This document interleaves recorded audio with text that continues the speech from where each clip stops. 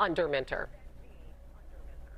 Yeah, part of the reason why I like the Jesse Minter hire so much was what a fantastic job he did in Los Angeles. Despite not having, I feel, a distinct talent advantage, that was a defense with the Chargers that was consistently exceptionally well coached and structurally very similar to, I would say, current trends in the NFL, similar to how the Seahawks play. Lots of light boxes, fourth highest rate in football, a lot of that split safety structure on the back with disguise, which is, despite the fact that Minter was, in Baltimore and there's continuity there with Mike McDonald, right? The Ravens defense last year was quite different. They did not play with light boxes very much to stop the run. They did not play, they played split safety at 31st in the NFL highest rate. This was a defense that played a lot more man coverage.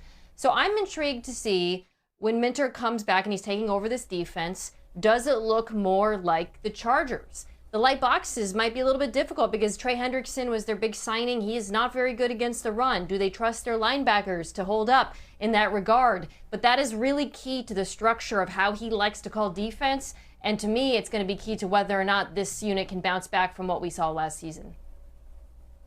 Yeah, Mina, the scheme is one thing. I will say that the team feels very good about the defensive side of the ball. I was talking to somebody just a few minutes ago, talked about Trey Hendrickson fitting in. He's been at everything so far this offseason and fitting in very nicely. They've been very impressed by him so far. The big question is, can they get healthy? They are dealing with some injuries up front on the defensive line that they feel generally minor and should be fine. But this is a team that they feel really good about the defense. And going back to the Lamar Jackson situation, there has been very good communication so far. There is not concern in that capacity, despite his absence today. But in general, I will say there are some pretty good vibes in Baltimore right now. Yeah, it does feel like, though, talking about Lamar's absence is something that Baltimore head coaches have to do on the regular. Meanwhile, we have some breaking news. Chiefs wide receiver Rashee Rice was incarcerated after testing positive for marijuana in violation of the terms of his probation. Rice is now going to miss OTAs and mandatory minicamp. Instead, he's going to be spending the next 30 days in jail. He was booked into custody in Dallas on Tuesday. He is scheduled to be released on June 16th. Now, back in July of 2025, he was ordered to serve jail time for his role in a multi-car crash in Dallas in March of 2024. The NFL suspended Rice 6 games last season for violating the personal conduct policy. So, Jeff, I mean, what more can you tell us about this situation, this latest chapter for Rashee Rice? Well, first of all, in the very immediate forefront is the fact that Rashee Rice will not be able to participate in OTAs or the mandatory minicamp, of course. That's something that relates to the football field.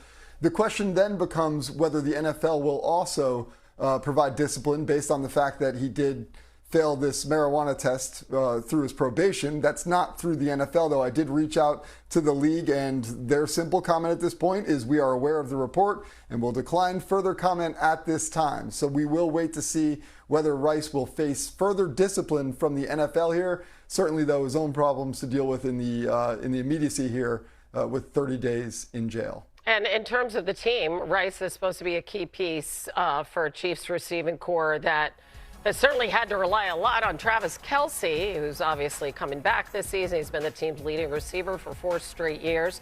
Of their top 3 wideouts, Rice played 6 fewer games than Xavier Worthy and Tyquan Thornton did last year. So, Peter, here we are. What's your take on this situation? Totality of it all is just disappointing. This is a situation where the young man gets stung here for this thing, so he's got to serve 30 days in jail. He was going to have to spend those 30 days over the next 5 years at some point, but now it's expedited. But, just speaking with people around the league and with sources in Kansas City leading up to the draft and even up till today, this thought that they're going to go get Deebo Samuel or go and make a play for Brandon Ayuk, like, they don't have money. They're tapped out. They don't have the flexibility to go out there and now suddenly entertain calls and start hosting free agent visits. It's almost like this is what we've got. The draft has already passed us by, and we're showing names like Cyrus Allen. Like, you're going to have to really rely on those young players to make plays. But disappointing, and I don't even know what they expected from Rashee Rice this year based on his availability, whatever else. But this certainly sets them back. And to Jeff's point, there might be some real league disciplinary action again So at this point, you say it's a slap on the wrist, but it actually could be more than that. Yeah, I mean, obviously, uncertainty around receiver like this would be bad for any team, but I think Peter highlighted exactly why it's especially bad for the Kansas City Chiefs, because they don't just hope Rashee Rice returns to form. They need him to return to form, I believe, for this receiver group to be competitive or good enough, frankly, in 2026, especially if they can't add to it for financial reasons. Rice has had, such an up and down career as a rookie. You guys remember he was like a sensation in this offense. He was a yards after the catch machine. He was so good against zone coverage and so paired so well with Kelsey and then Worthy. And then I had a missing year because of the injury. And then last season, it kind of felt like he just never quite returned to form. He really struggled with drops in the end of last season. Drop rate over 10%. That's something that needs to improve. And when you take a step back and look at the group as a whole, they brought back Tyquan Thornton. He can be a deep threat. Xavier Worthy can work deep and maybe some underneath and get some manufactured touches. But Rice really is the only receiver you feel good about as a short intermediate receiving option who you can rely on in this offense. And if he's not either available or not 100%, then I start to really get concerned about the group as a whole. Yeah, and to that point, as he's in the final year now of his 4-year rookie deal, he has missed 22 of 34 games in the last 2 seasons. All right, coming up on NFL Live, Cincinnati made some big moves this offseason. You don't want to miss what Joe Burrow had to say about their current roster. And new head coach John Harbaugh had Giants fans fired up at last night's town hall for Sanders and Dylan Gabriel, a combined 4-9 as rookies. Taylon Green, he was a 6th-round pick this year, because why not have 4 in the room? Jeff, what are you hearing about how they're going to handle this QB room in Cleveland? Well, first, you have to start with the fact that Todd Monken is a new head coach there, essentially giving the closest thing to a clean slate to Deshaun Watson. So he does at times feel like he is going to be in pole position to be that day one starter. But we still can also look back to OTAs last month, and he was splitting first team reps with Shedeur Sanders. Very curious to see how that plays out in the coming days. But again, I think going into training camp, the biggest thing we can say is that Watson is healthy after not playing since October 2024. And he also comes in with a new head coach who has been very vocal about the fact he's not going to evaluate the tape that he's seen with the Browns in recent years, but rather he's going to consider this a blank slate and give Deshaun Watson the chance to start. So crazy to think, too, that Watson is extension eligible after this season. I mean, what if he comes in and has a great season? But Mina, listen, whoever is at quarterback, what are your expectations for this offense that was the least efficient in the NFL last year? Well, I think that the Browns did a lot of things to improve the situation that any of these quarterbacks walk into. I think this could be one of the most improved offensive lines in football this season, which wouldn't be hard given all of the injuries and inconsistency they had last season. But I think they added quite a few versatile pieces, players who can play multiple positions, both in free agency and the draft. And then this receiver group as well should be dramatically improved. As you guys know, I love Casey Concepcion, who they drafted. Denzel Boston out of Washington fits so well with them. And then suddenly there's less pressure on Jerry Jeudy. Harold Fant Jr., the tight end they drafted last year, already looks like a star. But, for the quarterback, if it is Shedeur Sanders, who, for my money, is probably still the leader in the clubhouse, we'll see. None of that will matter if he can't play faster. Last season, when he threw the ball in rhythm, he actually wasn't that bad. In fact, you see here, 2.5 seconds to 3, that's in rhythm. He had a QBR of 64, which is below average, but it's definitely sufficient. And then when he held onto the football and it was over 3 seconds, QBR of 4, which is surprisingly near the bottom of the NFL.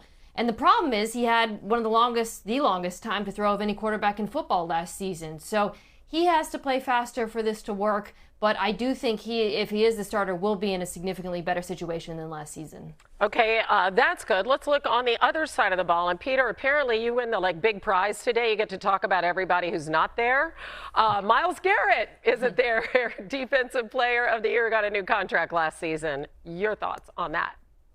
It's interesting. So the Cavs play the Knicks in the Eastern Conference Finals, game 1. I'm scrolling Twitter. I see 92.3 The Fan. I see my guys Nick Wilson and Jonathan Peterlin. And what are they talking about? They're talking about Myles Garrett and the fact that he's not there. And their point was, this is not a story. Let's not make a story out of this. This is what he did last year until June 9th when it's mandatory. Why are we even talking about this? I think it could be a story. New head coach, new defensive coordinator, new fresh blood. Maybe it's Deshaun Watson playing at quarterback for the first time in 4 years. Why isn't it a story that their star player and the best player for the franchise in the last nearly 2 decades, maybe since Joe Thomas, wasn't there at OTAs? Could he have shown up? Look, I know it's going to be nearly impossible to get us riled up and ready to go about doing Myles Garrett trade talk in May after we went through all the free agency and all of the draft. But it all goes away if Myles Garrett shows up with a happy face. Yeah, and he has. Maybe he's just not seeing it right now. Hannah, yeah, until he's there, that still looms, and I think it's fair to talk about that. Hey, Myles Garrett, not at camp. Yeah, record 23 sacks last year, 6th highest paid defensive player in the league. But who knows what he's seeing or what he's doing. There is one guy that we did see today, and it's Mina's, one of her very favorite. You mentioned him, Mina. Casey Concepcion. There he is. Showing off, right? He's got that new number 1 jersey, Mina. They gave that to him, right? That's a good number for him. Number 1, that's going to look good streaking down the field. There you go. Number 1 in your hearts and your minds. That first round pick. Do you see 95? Yeah. I don't. No, I don't. But number 1 is front and center. There he is. He wanted that number, so he made the switch this week, and they gave it to him. Well done. All right, he showed up. New York Giants, they also showed up today reporting for OTAs. Last night, taking the stage at the Beacon Theater in New York, which is a really cool spot for their annual town hall event. And their new head coach, John Harbaugh, got some laughs, answering a few questions about their rivals. I could care less about what's happened last year or the year before that or 10 years before that. Honestly, I don't give a crap about any of it. Not one bit. All I care about is tomorrow's practice. Because if tomorrow's practice is the way it's supposed to be, that'll be one more step in the direction of being a good enough football team to kick the Cowboys' ass. Yeah! Pretty good on the big stage there in New York. Definitely knew how to give the people what they wanted. What do you think of the tone he's setting, Shregs? Well, I was watching clips of this, and Art Stapleton, who's the beat reporter, was posting it throughout the night, and it felt like it was like a high school pep rally before the homecoming game, and it was perfect. It was like reason for excitement and reason for optimism, and it was cool to see Dart and Scatterboo and Thibodeau and all of these players there, in addition to Phil Simms and Carl Banks, who are NFL legends. I'll say this, the vibes are really high. And they're excited, but that Malik Neighbors news that we got last week doesn't make me do flips. The fact that this guy had to get a second surgery to kind of clean out some scar tissue is something that's worth noting. We'll see when he gets back. But everything has been perfect otherwise. Giants have hit a home run the entire offseason. But you know what? They start with Dallas at home, and then they go to LA, both in primetime games to start the season. And all these good vibes and all these happy thoughts and all the rah-rah, if they start 0-2, Giants fans are going to be pissed like they always are after a rough start. Oh, yeah, man. New York can turn on a dime. Let's talk about Jackson Dart for a second, Mina. We've seen some quarterbacks take that dreaded sophomore slump, but he showed so much promise last season. What do you think he needs to do now to take the next step? Well, amongst other things, he's got to take fewer hits to play the entire season. 3rd highest contact percentage of any quarterback in football last year. Some of that was of his own volition with scrambles. Some of it was how much they used him on designed runs, which I thought was puzzling. I mean, look at that number leading the NFL, and he didn't even play the whole season. And so in comes John Harbaugh, and here's where I find this very interesting. John comes from Baltimore, where we all know he coached a quarterback who was one of the, if not the most prolific runners in football. But Lamar Jackson is a very different runner from Jackson Dart. He is able, because of his elusiveness and his style of running, to avoid a lot of the hits we saw Dart take. So I think for Harbaugh, he has to figure out a way to rein him in, to avoid contact, to ensure that the run game isn't entirely dependent on threat of Dart keeping it, the way I thought at times it looked in New York last season, because he needs him to play an entire season, and this isn't just about winning, the first month of the year. This is about his entire career. we've seen this debate with Josh Allen before, where it's you don't want to suck out the wild and aggressive nature that Jackson Dart has shown. And even last year, after that travesty of a Patriots game on Monday Night Football, where Troy Aikman was basically aghast at the way that he was running so recklessly, he said, well, I'm not a soccer player. And it was like this beat of the chest of I'm a tough guy. And you got to balance that, which you like in a little bit of a way for your leader to be that way, with just being smart, because if you're unavailable, you're hurting the team. So the voices that'll be in his head are obviously Harbaugh, but I find it interesting to see the communication between Matt Nagy, Greg Roman, Brian Callahan. Yes. Those are three coaches who have been around some NFL legendary quarterbacks. And I would hope to think that Jackson Dart will lean on their expertise and maybe take their word that sometimes going out of bounds is okay. Hopefully that's not too many voices, though, right? That's a lot of voices in your head for anybody there. All right, coming up on NFL Live, a quarterback competition brew. What's official now? Yeah. What has been decided at the league meetings, my friend? Hannah, fresh news out of Orlando. The league just approved the ability in 2027 and beyond to schedule up to 10 international games. So it used to be 8 league-run international games. Now it's 10. They are expanding worldwide, so expect to see more of that in 2027. The NFL is even looking at some Asia markets like Japan, which is a long distance, but that's an important market to them, so it's something to watch as well. Nashville is the Super Bowl recipient in 2030. They are hosting Super Bowl 64. Titans officials raved about the city's walkability, its music scene, its authenticity that it will bring to Super Bowl, and they hosted the 2019 draft. And it was a huge hit, hosted like 600,000 people, so they feel like they can handle it. Minnesota will now have the 2028 draft. They're psyched about that. They feel like they have the infrastructure with US Bank Stadium to be able to handle that. You see it there. Could be 100,000 people just in that facility alone. They'll also have watch parties all over town. And also, Hannah, right now, owners are discussing the Chicago Bears stadium future. Will they go to Arlington Heights, Illinois? Will they go to Hammond, Indiana? No decisions made today, but owners are being briefed, and it is top of mind. Wow. I love Chicago. I love Minneapolis. I love Nashville, but I would definitely go to Japan for a game. That sounds unbelievable. Jeremy Fowler, thanks for that. All the latest. Yeah, if they do it, we're there, my friend. Meanwhile, let's go to Atlanta. Why not? We love Atlanta, too. The Falcons are in day 2 of OTAs with Tua Tagovailoa joining the team and Michael Penix Jr. recovering from an ACL injury. And Penix Jr. spoke earlier today. Yeah, it's been great. I never met Tua, before now, but I actually knew his brother. I actually came out with his brother. We both trained together for our pre-draft stuff, so I had a good relationship with him. And they're kind of very similar. So it's been great. He's been awesome. We all been great, and that whole room. Not just Tua, but Trevor as well. We got Jack in there now, but everybody's been great. We all been working together and trying to help each other be better. All right, JD, walk us through this. This is a real quarterback competition in Atlanta, right? It is. We were just talking about the Browns situation. This one actually might be the most interesting quarterback dilemma in the NFL. Dilemma or competition. Dilemma is probably a little bit of a negative word. But Michael Penix and Tua will be splitting reps. And I think it's especially interesting given that Kevin Stefanski is coming in there with fresh eyes, like we talked about with Todd Monken.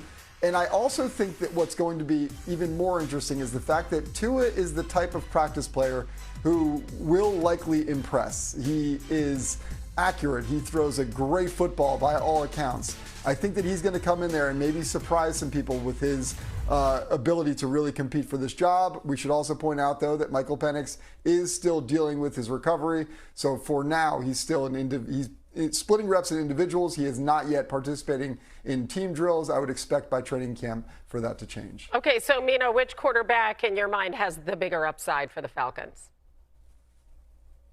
I think it's got to be Penix, mostly because he's played so much less and is more of an unknown. I mean, I think he started something like 12 games, certainly not an entire season, whereas Tua Tagovailoa at this point, we know who he is. We know his strengths when they're highlighted, and we're not that far removed, right, from him being very successful in Mike McDaniel's offense. But we have also seen his weaknesses as a quarterback.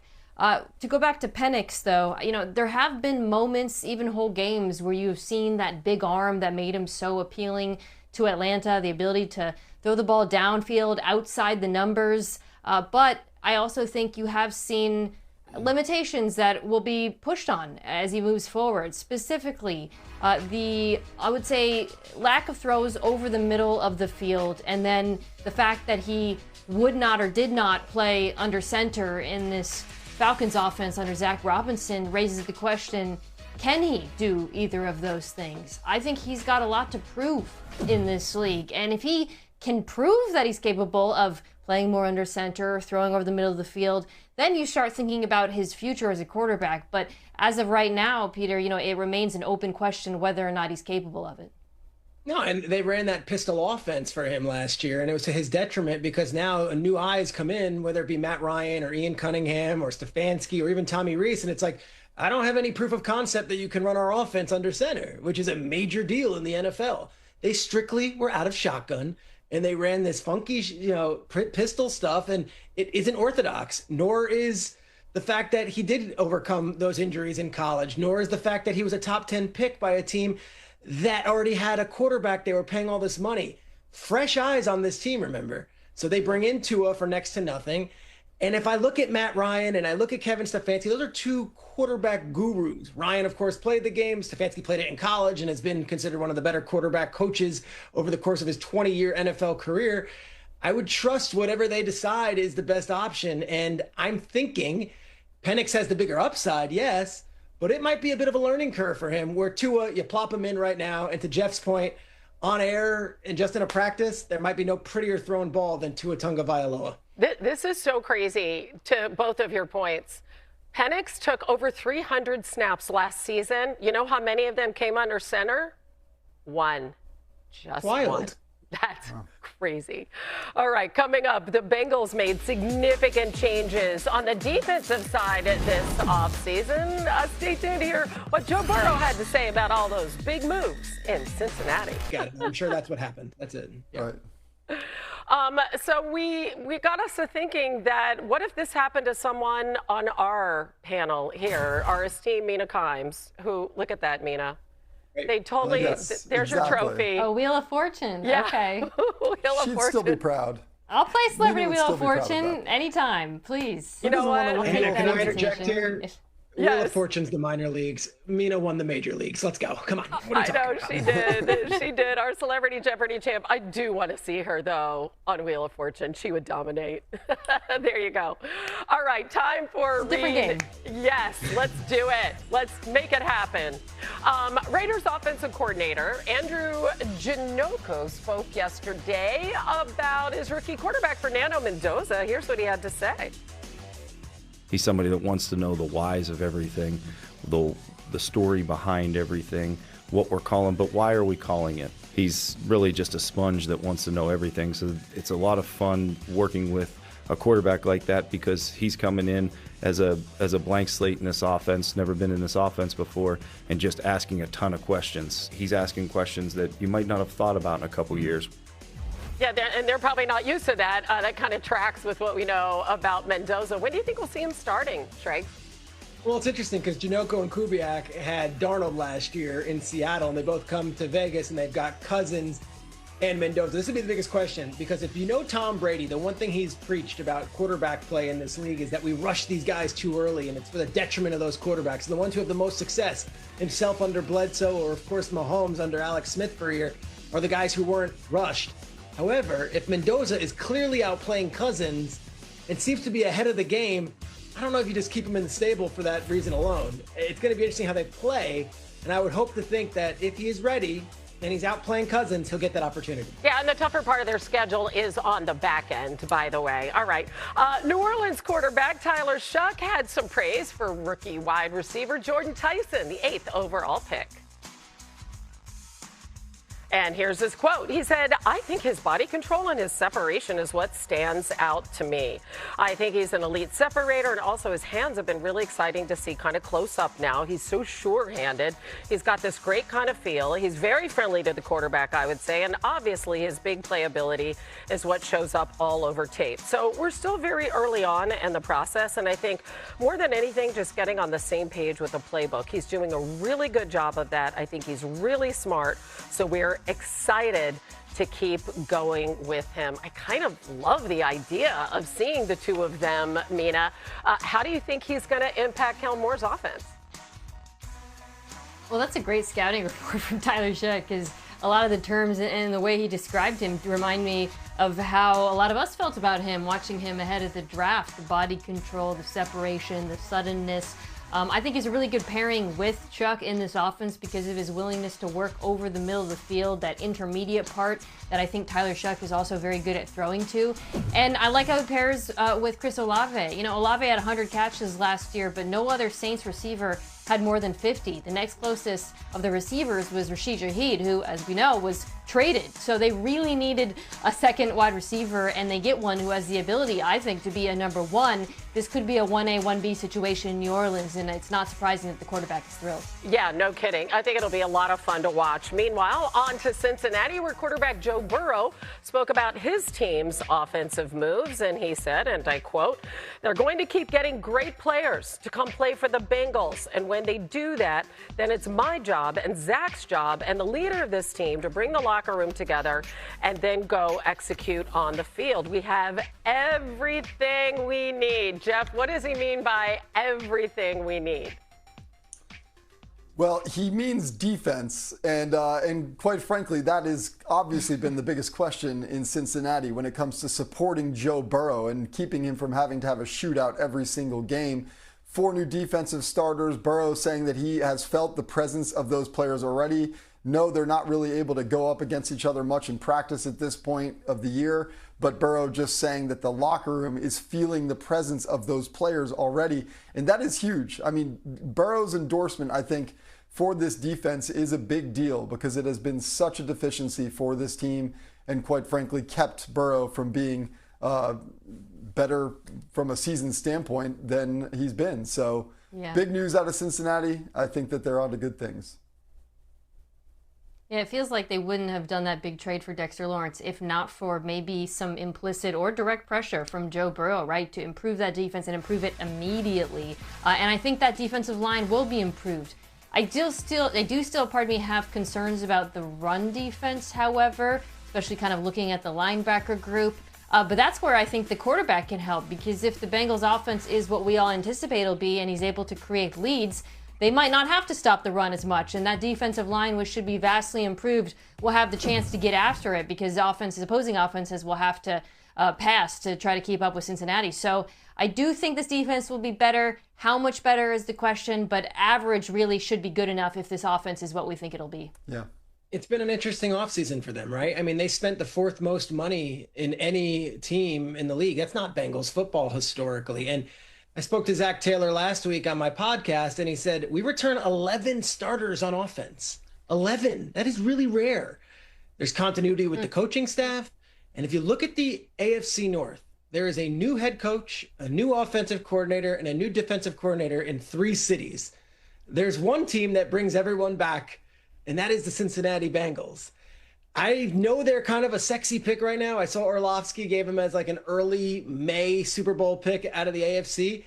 But there is a lot of momentum, and there's a lot of reason to like what the Cincinnati Bengals have going on right now. And they've missed the playoffs 3 years in a row, but they do feel like there's something cooking there up there in Ohio. I mean, listen, that's an offense that's ranked in the top 10 in efficiency over the last 2 seasons, even though Burrow missed half of last season. All right, this is new on NFL Live. The Cardinals, one of the teams in action today for off-season workouts. And 3rd-round pick Carson Beck is getting an opportunity. He's getting some action because Jacoby Brissett currently is away from the team as he seeks a raise. JD, what kind of opportunity might this present for Beck? Well, a huge one. I mean, just any opportunity at this stage is obviously big. And Carson Beck is one of those guys coming out of the draft that felt like he was not really going to see the field very much at all. And, again, back to what Peter was saying about what Tom Brady thinks about the development of quarterbacks. You don't want to rush a guy too fast, but at this juncture, at this point in the offseason, I think it's really a great advantage for Carson Beck to be on the field. Yes. It's interesting. Mike LaFleur was the coach of the Senior Bowl a few years back when Gardner Minshew was in it, and he said he blew him away there, and that's one of the reasons why he signed him as a free agent. I didn't expect them to think that it's going to be Minshew versus Beck, but we could get to that point. It's just a question of how long will Jacoby Brissett really do this? Who has the leverage in this? And is he bold enough to miss that much time where maybe a chance to be a week 1 starter goes out the window? Yeah, no, we talk about the NFC West, who maybe have 3 of the best coaches in the entire NFL, 2 arguably 3 of the 5 probably best teams in the NFL, and the Cardinals are dealing with a Jacoby Brissett holdout. It's just really in a different spot from the rest of the division there. But I think you guys make great points about the opportunity for Carson Beck. And I'll say this about Carson Beck. It's not a bad situation he's walking into in Arizona in terms of the pass catchers available to him in the run game, which should, of course, be improved with Jeremiah Love. And it was really interesting hearing LaFleur talk about Brissett today when he was asked, because he said basically, where we were 3 weeks ago with this negotiation. So it doesn't feel, at least publicly, like that thing is moving anytime soon. All right, still ahead. The Bills are looking to move and finally get over the hump. Hear why Jeff thinks that Joe Brady leading the charge might be the change they actually needed. But to see, again, some new faces and brought some old faces back. Again, guys are going to be able to mix match and learn different positions and see what sticks and go from there. Jeff, you used a word earlier today about the Bills' continuity, right? Because they have Josh Allen, they have Joe Brady. But now with Brady as the head man, what kind of differences are we going to see? Well, that's what's so interesting about this. There is continuity, but there is clear change too. And it's this very interesting contradiction that might work for the Bills. Joe Brady is very different than Sean McDermott in a lot of ways. And I'm not saying that will result in something different in terms of actual on-field results, but he has an energy about him that I think will sort of prevail in Buffalo and work very well with that locker room. Now, they've obviously added new pieces in DJ Moore on the offense and Bradley Chubb on defense and others as well. So you're seeing those changes. This is a team that recognizes they couldn't continue as they were and expect to win the Super Bowl. The question is, will the continuity work? Will Joe Brady and Josh Allen be able to do enough with what they have to be able to get over this hump? And they believe that they can. And Joe Brady definitely brings a certain energy that I think is going to be very well received in Buffalo. I think whether or not the passing offense, because the run game was dominant last year, can improve at all. A lot of it does hinge on DJ Moore and what they get out of him, and he was their big acquisition to the receiver group. But I also think Joe Brady and the Bills could be served well by leaning into what I feel is the strength of that passing attack, and that's their tight ends. Dalton Kincaid was the best pass catcher in this offense. He's their best weapon against man coverage. And when they used multiple tight end sets, 12 13 personnel, which we have been discussing a lot, right? That's the trend of the league. They were second league-wide throwing the ball in EPA per play. But they didn't use them a lot. And some of that had to do with Kincaid's availability. He missed a few games. But I think it's a really well-rounded group with Dawson Knox being a little bit more traditional, and then Jackson Hawes is a very good blocker. And I think they could be well served by leaning even more into those tight ends, because coupled with that dominant rushing attack, you're really able to dictate to defenses the way teams like the Rams and the best teams that use tight ends at a great high rate, did last season. I'm watching the Sabres and the Canadians on ESPN last night, and it's just like, can they catch a break? Can they catch a break? They lose at home, game 7 in overtime, and it's like, this fan base deserves it. I wonder if the pressure is lifted or if the pressure is more with a new head coach. Like if it was McDermott again and they're hitting their wall and they're doing the same thing that they were always doing, it's like, gosh, it's all on Josh Allen's shoulders.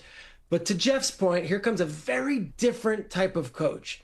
McDermott from the defensive side of the ball has been in the league forever, to Joe Brady, who is basically a peer of Josh Allen's, is one of his pals who has been with him before, and comes in with maybe a different youthful exuberance and maybe more of an offensive-minded approach with Jim Leonard as defensive coordinator.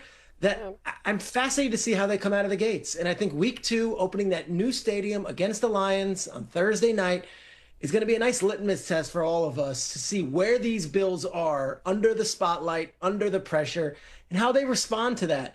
because I don't want to feel that way for Buffalo again. And I felt it again last night, that same pit in my stomach for those fans, and I hated that. Yeah, in week 1, they open at the Texans, who certainly have a little something to prove. We're looking at 8 seasons so far, a couple of conference championship games, but no Super Bowl wins. They really do need to be in a win-now mentality with Josh Allen as their quarterback, Mina. Have they done enough to take the next step? Well, we've been talking about the offense, but I think the answer to that question, Hannah, probably lies on the other side of the ball. That's been the bigger weakness in this team. The run defense in particular has been a real weakness. Last year, second worst run defense in football behind only the Giants. So if they've improved in that regard, there are some changes up front. They added some pieces in the draft.